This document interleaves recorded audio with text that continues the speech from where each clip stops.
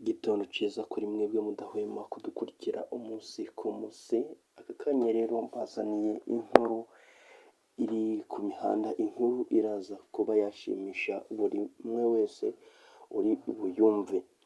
Ndagira ngo rero niba uri musha hano ngaha nguhe ikaze ngusabe no gukora subscribe, nawe dusanzwe tubana aha ngaha wiyumvemo ikaze.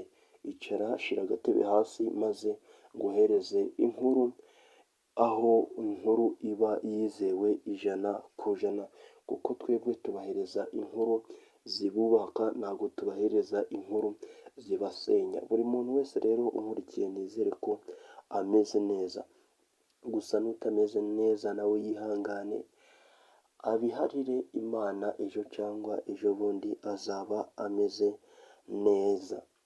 Uyu munsi rero inkuru mbazaniye ni inkuru nziza ku bantu bose bakunda The Ben, ku bantu bose bakunda Pamela, ku bantu bose bakunda umuziki nyarwanda.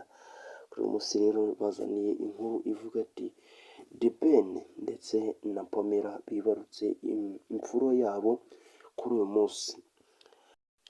Byari ibyishimo rero kuri The Ben n'umugore we Pamela, kuko bari bategereje cyane, ndetse byari ibyishimo ku bantu bose baba barabonye iriya ndirimbo yitwa True Love, kuko abantu benshi bari bategerezanyije ubwuzu uyu mwana wavutse. The Ben rero mu mvamutima ze yavuze uko abona uyu mwana ukuntu ari igitangaza, maze avuga ko agiye kuzahimba indirimbo yerekeranye n'umwana we, ni ukuvuga ngo ataka umwana we.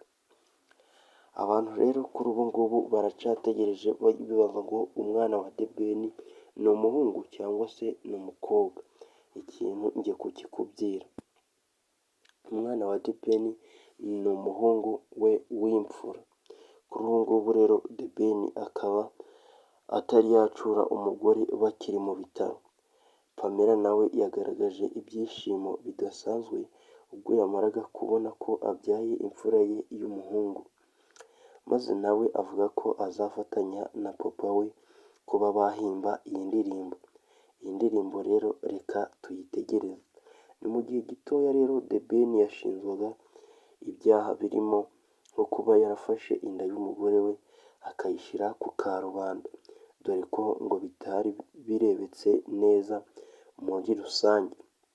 Ibi ngibi rero The Ben yaje kuba yabisabira imbabazi, asaba imbabazi abakunzi be, asaba imbabazi mama we wamubyaye, asaba imbabazi n'abandi bahanzi bose bakorana umuziki. Ibi rero The Ben byatumye abona ishema, kuko nyuma y'uko abantu bategereje cyane umwana we, byarangiye umwana we agaragaye. Abantu benshi ntibaramenya ibi ngibi, gusa kubera ko twebwe tuba twagiye cyane ibi ngibi turabibona. Wakoze kubana nanjye, nari nkuzaniye iyi nkuru, nitwa The Brown, tuzongere